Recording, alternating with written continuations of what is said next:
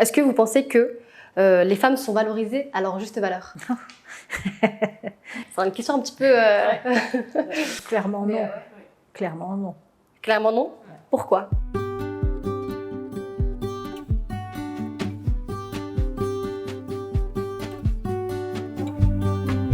Bonjour à tous et à toutes, bienvenue, vous êtes en direct de notre émission Paroles de femmes. Je suis Manar Chatir et aujourd'hui je représente l'Académie des Pluriels. L'Académie des Pluriels, qu'est-ce que c'est? C'est une association d'émerauts où on change le monde en mettant en lumière des causes qui nous tiennent à cœur. Des causes telles que l'engagement des femmes dont on va vous en parler aujourd'hui. Inédit, à l'Académie des Pluriels, on lance le Prix des Pluriels, qui est une initiative qui a pour objectif de mettre en lumière des femmes inspirantes et engagées de nos territoires. Pour en parler de manière un peu plus approfondie, je vais d'abord laisser mes invités se présenter. Bienvenue les filles, bonjour. Moi c'est Fatimata, on m'appelle Fati et je suis conseillère déléguée à la jeunesse, à l'insertion professionnelle et à la politique de la ville à la mairie de Mantes-la-Ville. Donc voilà, donc à côté de ça, je suis étudiante en master MEF, donc métier d'éducation, d'enseignement et de la formation, pour me préparer au métier de CPE. Voilà. Et tu as 22 ans. Et j'ai 22 ans, c'est vrai. Donc je suis Marianne Canto, j'ai 67 ans et je suis retraitée après une carrière assez longue dans le monde industriel. Et sinon, je suis assez investie dans un certain nombre d'associations locales qui s'occupent d'environnement, de mieux vivre ensemble et puis de jeunesse.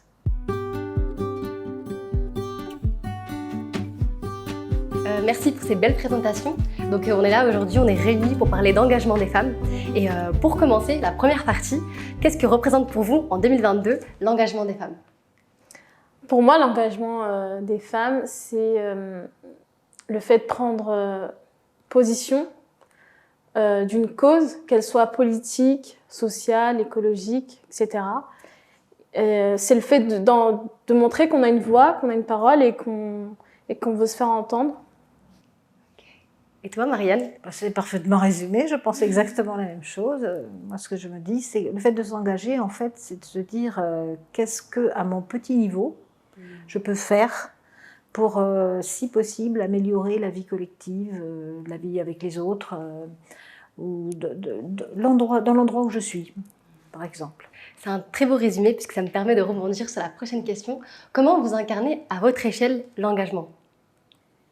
Alors, en ce qui me concerne, moi j'ai été donc élue une vingtaine d'années dans la ville des Mureaux, puisque j'ai été adjointe du maire sur 3 mandats.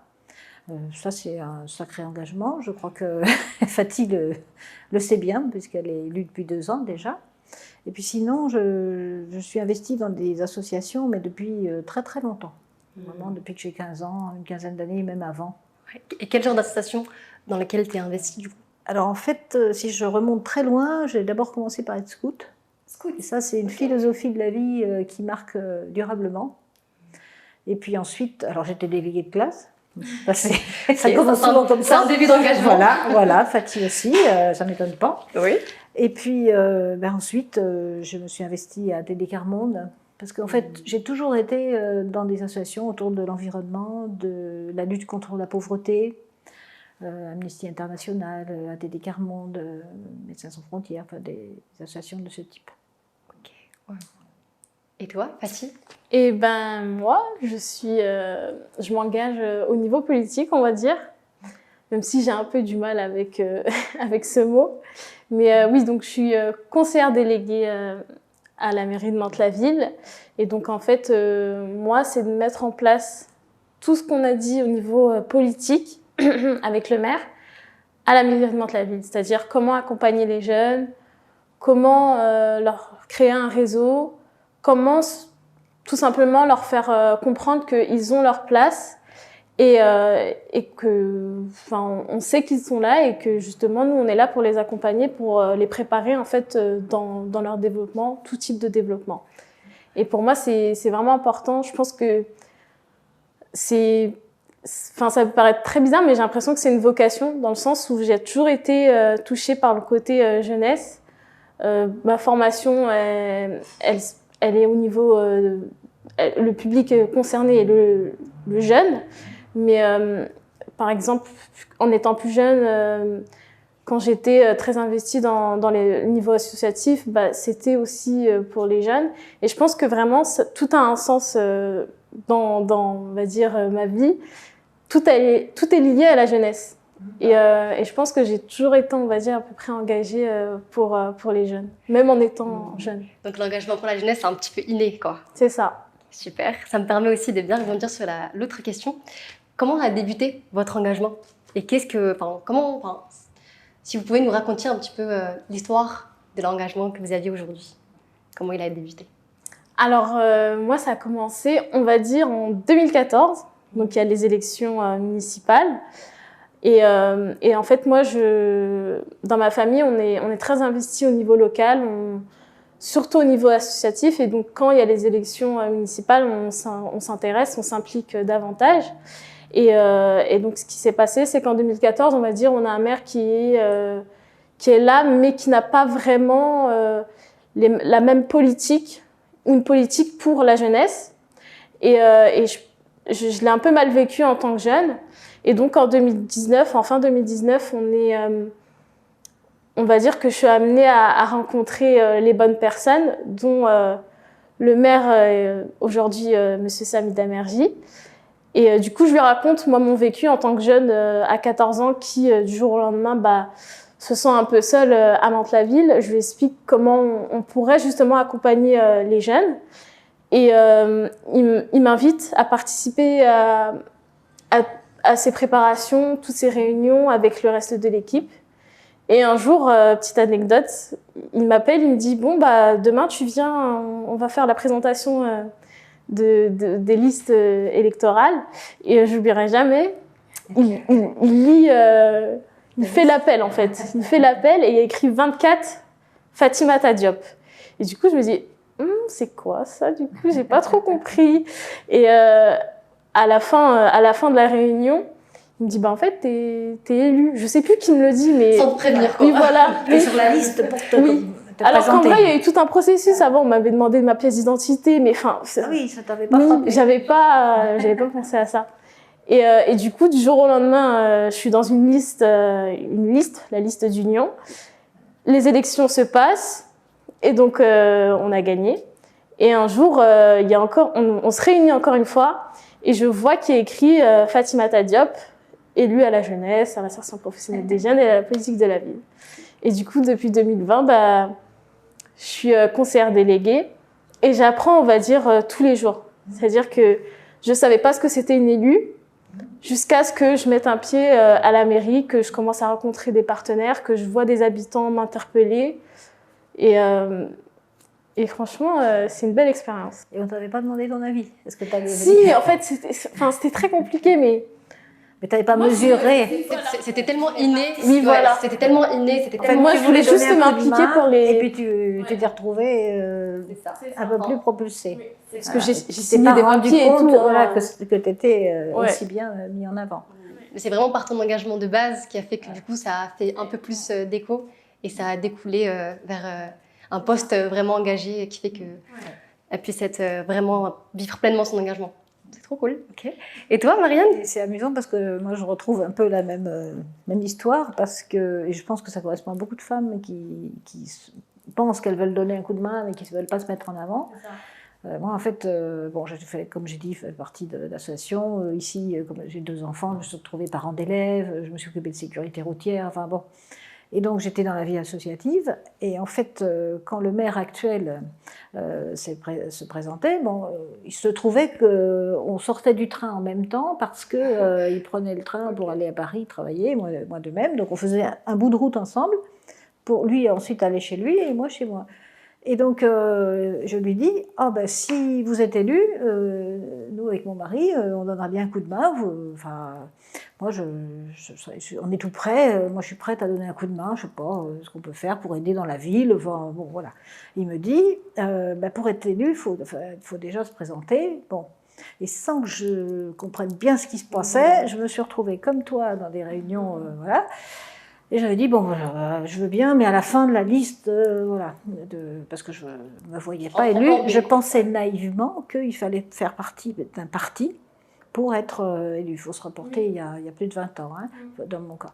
Et donc, moi, je faisais partie d'aucun parti, d'ailleurs le maire non plus. Et je ne me voyais pas du tout en avant de la liste. Et je me suis retrouvée donc en avant de la liste. Et en fait, de fil en aiguille, je me suis même retrouvée très en avant. Et le maire ne m'a pas dit qu'il allait me mettre première adjointe. Okay. Entre les deux tours, quand on a été devant, dans une réunion, il y avait tout le monde là, il a dit Marianne sera ma première adjointe, et moi je lui ai dit tu te trompes, je pensais que c'était quelqu'un d'autre. Il dit non, je sais encore ce que je dis. Et ça m'a tellement stressée que je n'ai rien osé dire. Oui. Je me suis retrouvée, et donc c'est comme ça que je me suis retrouvée première adjointe, alors que je voulais être à la fin de la liste. Et ça c'est typique des femmes, vous ne croyez pas? Ouais. C'est ça. Voilà. Par pure contribution. On veut donner un coup de main, on veut faire les choses, on n'a pas forcément envie de se mettre devant. Et après, si on tombe sur des gens un peu futés, on se retrouve devant. Et puis, quand on se retourne, il faut y aller.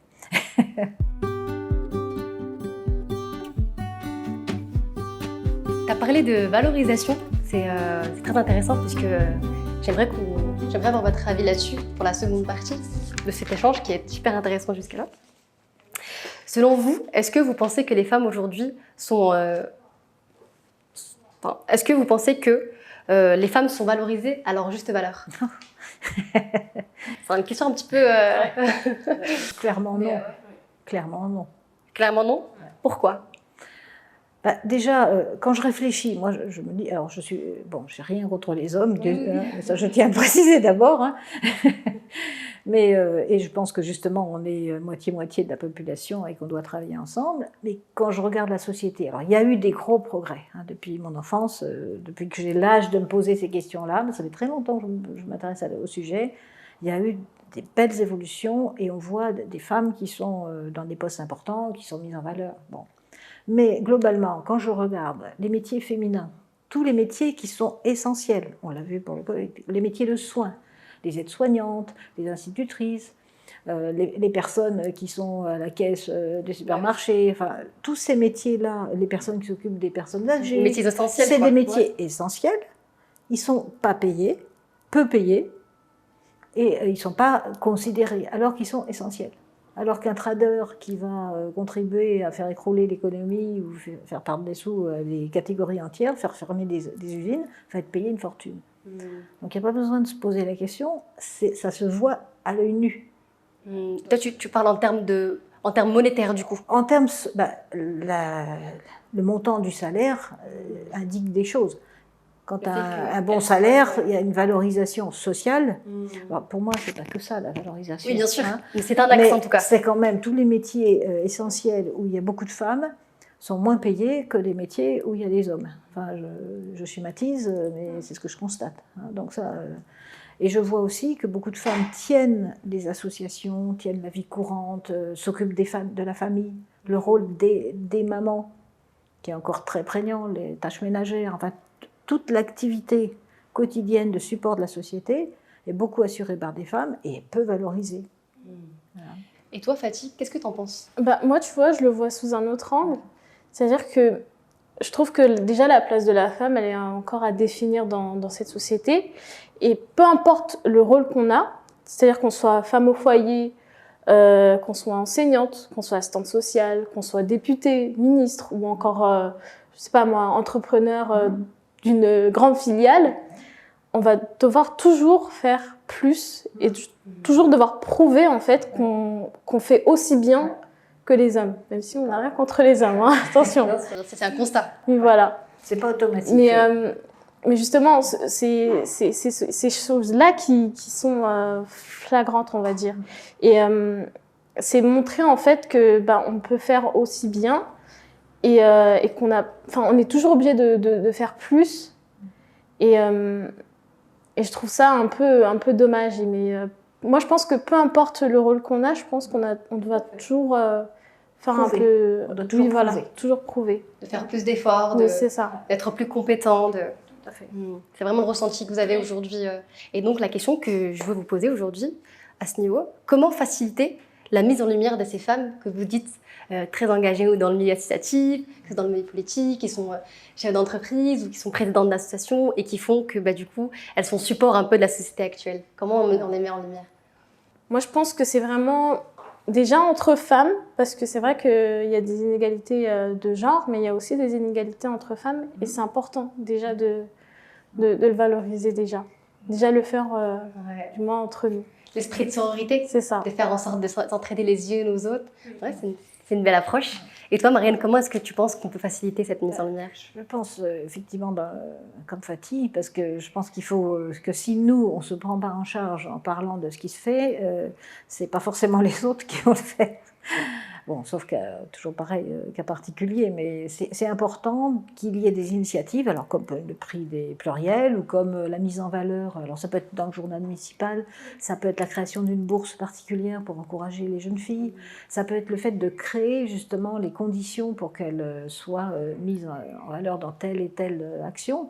On parlait tout à l'heure de la façon d'animer des activités quand il y a des garçons et des filles. Et par exemple, le rôle des animateurs, de mettre en avant aussi bien les garçons que les filles, c'est des choses dont il faut parler et qu'il faut regarder pour pouvoir les faire évoluer. Parce qu'encore une fois, je pense que la société a quand même évolué, mais enfin, quand je vois qu'il faut attendre 2022 pour avoir une deuxième première ministre et que c'est femme et que c'est encore un événement extraordinaire, je me dis, on a encore du chemin, quand même. Ouais. Du coup, justement, mesdames, en parlant toujours de valorisation, est-ce que vous, à titre personnel ou dans votre vie pro, vous avez déjà été mis en lumière pour des initiatives que vous avez mises en place? Alors, bon, moi, avec mon âge, ça m'est arrivé. Après, en réfléchissant à cette question, je me suis dit, ce qui m'a frappé le plus, c'est pas forcément les choses les plus officielles. Par exemple, j'ai reçu une médaille. Bon, je me demande la médaille du mérite. Je me demande encore pourquoi on m'a accordé cette médaille. Je ne voyais pas trop en quoi j'avais plus de mérite que quelqu'un d'autre. Par contre, j'ai été frappée à d'autres moments. Je prends un exemple professionnel. Bon, je travaille avec un homme très professionnel, très respecté, enfin vraiment le professionnel idéal, mais relationnellement un peu difficile, très critique dès qu'on faisait une erreur, etc. Et donc, bon, c'était pas très facile.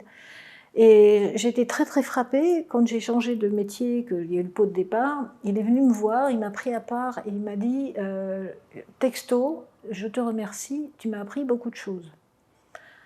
Et ça, c'est vraiment, je suis tombée de ma chaise, comme on dit, parce que venant de cette personne, très exigeante et très critique, je ne pensais pas pouvoir lui apprendre quoi que ce soit. Et je pense qu'il était sincère, parce que ce n'était pas quelqu'un qui faisait semblant de penser quelque chose.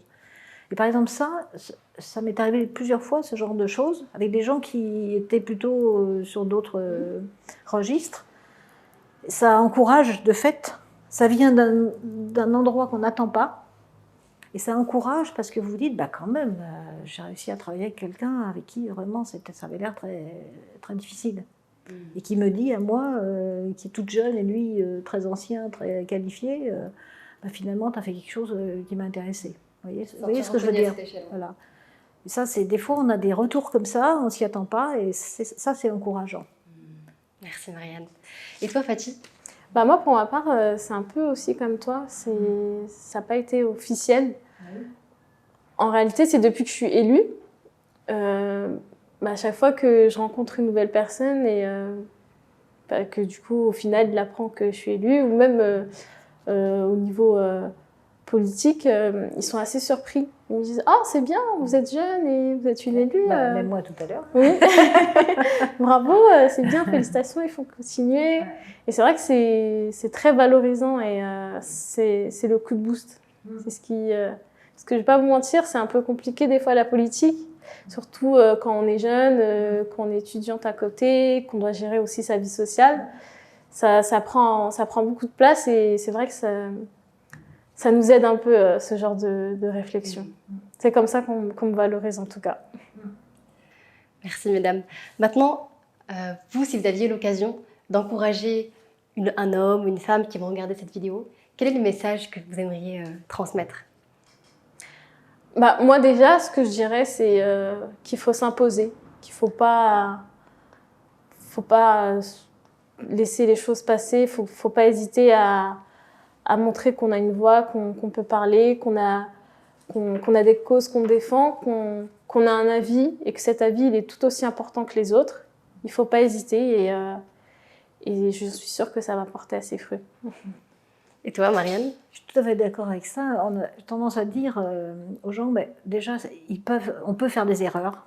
Il faut accepter de faire des erreurs.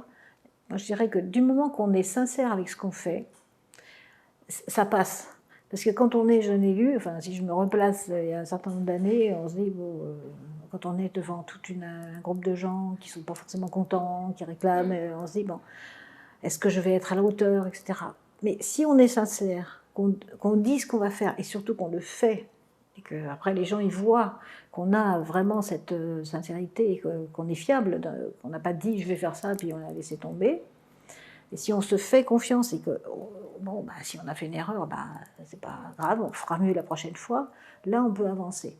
Parce que moi je crois vraiment que le manque de confiance, moi je trouve que beaucoup de jeunes que j'ai rencontrés, et même pas des pas jeunes, hein, je trouve que le manque de confiance, c'est ce qui relève le plus. C'est fou, je ne sais pas dans quelle société on vit ou dans quelle éducation on vit pour qu'on sorte de l'école en n'ayant pas confiance en soi. Je trouve ça tu terrible. sais, moi un jour on m'a dit qu'il n'y a pas d'échec ni de réussite, il n'y a que des expériences. Oui. Et c'est à nous de faire en sorte, en fonction de ces expériences, si on doit justement s'améliorer, revoir les choses. Et je pense que c'est une belle manière de penser. Exactement. Et ça joue sur la confiance. Parce que souvent, les femmes, par exemple, veulent être parfaites dans le sens réussir le mieux possible ce qu'elles sont en train de faire, par souci de conscience professionnelle ou de vouloir vraiment de la bonne volonté, quoi. Ben, il ne faut pas être parfait, quoi. Faut y aller. Si on attend d'être parfait, on n'avancera jamais. Il faut essayer de se faire un peu confiance et puis de se dire, bon, bah, je vais essayer. Et puis, je vais faire de mon mieux. Voilà, il faut faire de son mieux. Faire son mieux, une belle conclusion. Cet temps d'échange arrive touche à sa fin. Je tiens à vous remercier pour cette belle présence, pour tous vos mots. Et, c'était très inspirant. Je suis contente qu'il y ait de la relève. Oui. J'espère que vous avez contente apprécié. De voir des jeunes gens, notamment une jeune femme, arriver sur ce terrain-là. Franchement. J'espère que vous avez apprécié ce temps et que ça a été un moment assez convivial pour vous. En tout cas, merci. Vraiment, je vous le dis profondément, sincèrement, merci, mesdames. Pour pour tout simplement mettre fin à ce débat, on revient sur le prix des pluriels, qui est un peu le dominateur commun qui nous réunit aujourd'hui. Le prix des pluriels, du coup, arrive très bientôt sur le territoire des Mureaux. On est en plein lancement du prix des pluriels. Comme je le rappelle, c'est pour mettre en lumière des femmes engagées et inspirantes de nos territoires. Restez connectés pour suivre l'aventure en vous abonnant notamment sur notre page Instagram Prix des pluriels. Donc on vous encourage vivement à nous suivre pour voir un peu ce qui va se passer très prochainement. Pour le coup, je devrais finir ce temps d'échange par le slogan qui anime un peu la flamme du Prix des pluriels, qui est tout simplement « Tous ensemble pour mettre en lumière une femme engagée et inspirante ». Voilà, c'était Parole de femme. Merci et à très bientôt. Au revoir.